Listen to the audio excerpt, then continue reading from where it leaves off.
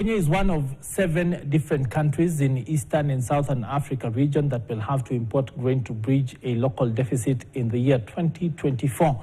Data from the East Africa Grain Council shows that between them, the 7 countries will spend about $409 million, or about 52 billion Kenya shillings, to import grain from neighboring countries in order to ensure continued food security.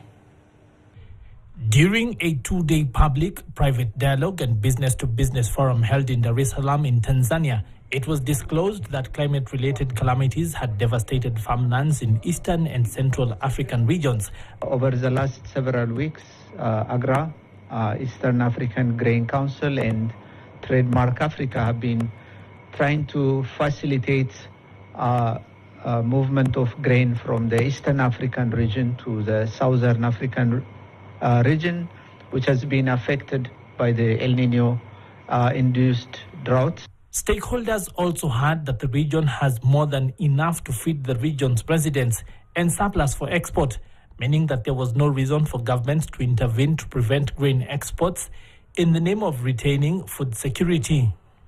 Tanzania and Uganda have surpluses, so we have been trying to move the grain to where it's needed. We are here because some people have money, they want food, they can't access it. And some of us have bags of food in our store, but it's not reaching the one with money. One of the countries with a surplus in the region is Tanzania, which straddles both the East Africa Community and the SADC. Tanzanian officials underscored their government's commitment to make Tanzania a regional food basket for the continent and beyond.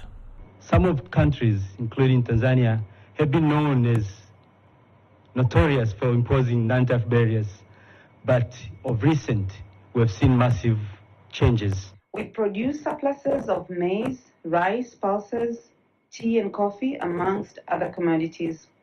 In this scenario, our neighboring countries represent a highly important regional market for our farmers and traders.